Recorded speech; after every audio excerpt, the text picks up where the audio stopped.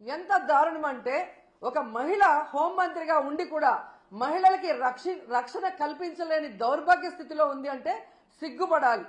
ఆ పదవికి రాజీనామా చేసి ఎవరైతే సక్రమంగా పనిచేయగలరో వాళ్ళని ఆ ప్లేస్ లో పెట్టించే విధంగా చూసుకోవాలి. కానీ జగన్ గారిని, భారతి మేడంని, మిగతా వైఎస్ఆర్సీపీ నాయకుల్ని తిట్టడానికే హోంమంత్రి పదవి ఇచ్చినట్టు ఆవిడ మాట్లాడుతున్న మాటలు చూస్తుంటే చాలా సిగ్గుచేటు. ఎందుకంటే మా నియోజకవర్గంలో కూడా ఒక చిన్న పాపని రేప్ చేసి చంపేసి పూర్తి చేస్తే దాన్ని మాయ చేయాలని ఎస్పీని అందరినీ ఇక్కడికి పంపించడం జరిగింది. గ్రామస్తులంతా తిరగబడితే ఆ రోజు మేమంతా కూడా వెళ్లిన సందర్భం మీరు చూశారు. అప్పుడు విధిలేక అక్కడికి వచ్చి డబ్బులు ఇచ్చేసి చేతులు దులుపుకొని వెళ్ళిందే తప్ప ఇక మీదట ఇలాంటివి జరగకుండా కఠినతరంగా మరి శిక్షలు అమలు చేస్తాం, తప్పు చేసిన వాడు ఎంతటి వాడైనా వదిలిపెట్టము అన్నట్టుగా ఆవిడ ముందుకు వెళ్లాల్సింది పోయి అప్పటి నుంచి ఇంకా ఎక్కువ అవుతూ పోతున్నాయి. ఈరోజు అనంతపురం విషయం చూస్తే ప్రతి ఒక్కరికి కూడా హృదయం ద్రవించిపోతుంది.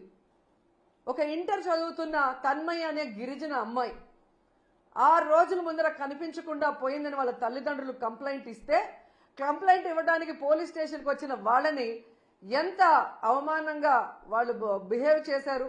ఆ కేసును ఎందుకు పట్టించుకోకుండా అలా పడేయటం వల్లే 6 రోజుల తర్వాత ఆ అమ్మాయి శవమై దొరికింది.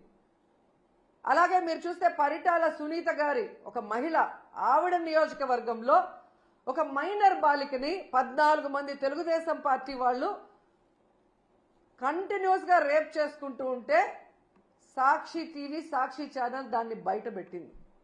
వాళ్ళని అరెస్ట్ చేయకుండా ఈరోజు ఆ కుటుంబం మొత్తం ఆ ఊరు వదిలేసి వెళ్లే పరిస్థితి ఏర్పడింది. ఆడపిల్ల ప్రాణాలు తీయటం, మానాలు తీయటం వీళ్ళకి సహజం అయిపోయింది. దానికి హోంమంత్రి గారు అండగా నిలబడటం అనేది సిగ్గుచేటు. ఇవన్నీ జరుగుతుంటే ఎక్కడ తమ తప్పులు బయటపడతాయో అని ఈరోజు వాళ్ళు చేస్తున్న డైవర్షన్ పాలిటిక్స్ మనం ఒకసారి గమనించాలి. ఎందుకంటే ఇదే పవన్ కళ్యాణ్ గారు అధికారంలో రావటానికి ముందు మహిళలకి నేను అండగా ఉంటాను, మహిళలకి ఇబ్బందికరమైన ఏవి చేసినా ప్రభుత్వాన్ని నిలదీస్తాను, తప్పు చేసిన వారిని శిక్షిస్తానని మాట్లాడిన పవన్ కళ్యాణ్ గారు ఈ రాష్ట్రంలో ఎక్కడ మహిళలకు అన్యాయం జరిగినా ఈ రోజుటి వరకు నోరు తెరవలేదు. తప్పు చేసిన వారిని శిక్షించమని ప్రభుత్వం మీద ఒత్తిడి తీసుకురాలేదు. అది అనంతపురం అయినా, పిఠాపురం అయినా, తిరుపతి అయినా, అమరావతి అయినా, ఎక్కడ ఏ మహిళకు అన్యాయం జరిగినా ఆయన పట్టించుకోకపోవటం రాష్ట్రంలో ఉన్న మహిళలందరూ కూడా గమనించాలని ఈ సందర్భంగా తెలియజేసుకుంటున్నారు. హోంమంత్రి గారుగా తన అధికారాన్ని ఉపయోగించి ఆడవాళ్ళని కాపాడాల్సిన అనిత గారేమో నా దగ్గర లాఠీ ఉందా, నా భుజాన గన్నుందా, నేనేం చేయగలను మాట్లాడిన గొప్ప వ్యక్తి. అలాంటప్పుడు మీకు చేత కాకపోతే మీరు ఫెయిల్యూర్ హోంమంత్రి అని తెలిసినప్పుడు ఎందుకు పక్కకి తప్పుకోవటం లేదు?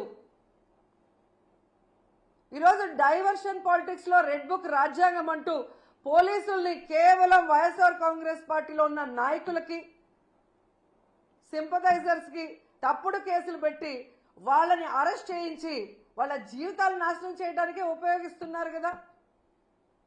నిన్నైతే మరీ ఘోరమైన విషయం. అసలు ఇది రెడ్ బుక్ రాజ్యాంగానికి పరాకాష్ట. కొమ్మినేని శ్రీనివాసరావు గారు అంటే చేతులెత్తి నమస్కరిస్తారు. అంత గొప్ప జర్నలిస్ట్.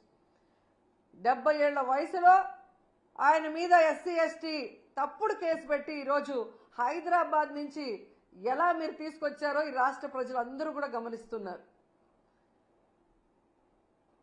దీని గురించి మనం నిజంగా చాలా క్లియర్ కట్ గా మాట్లాడుకోవాల్సిన అవసరం ఉంది.